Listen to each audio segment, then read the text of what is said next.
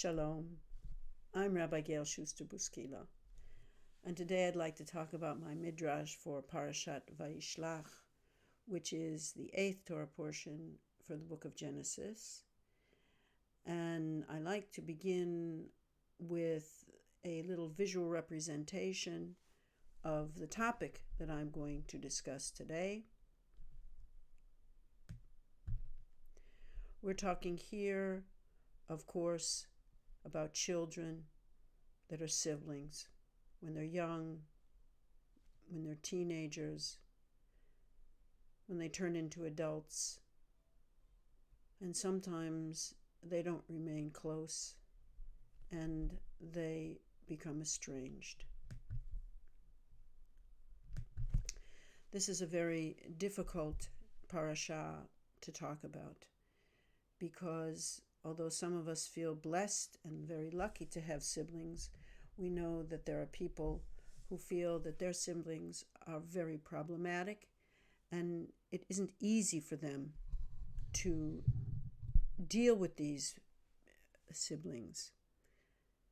And so it's not easy to read about Jacob and Esau, who were two siblings who never really managed to live together as a family after their teenage years. There was always animosity, always problems, and this is a difficult thing to have to read about among our ancestors.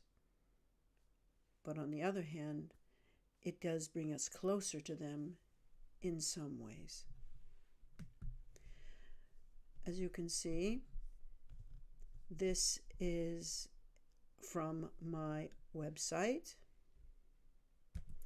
We're going to read from the beginning of my Midrash, which starts in the beginning of chapter 32 of Genesis. If you're interested in reading the whole parasha, I suggest this wonderful website, Sefaria, where Hebrew and English are put next to each other. I suggest reading the whole Parashat Vayishlach, but certainly the whole chapter is fascinating.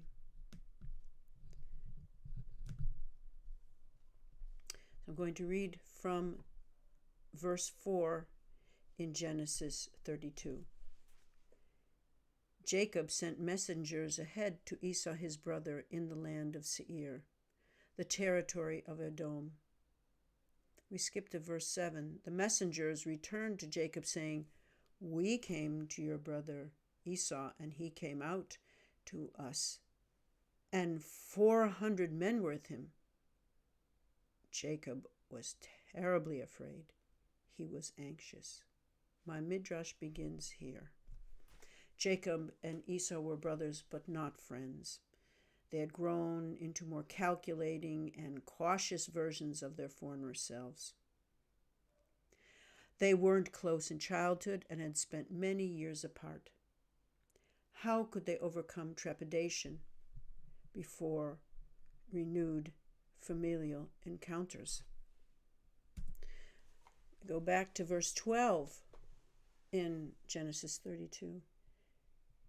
"Save me, please, from the hand of my brother Esau, because I am afraid of him in case he will come out and strike me, mothers with all offspring."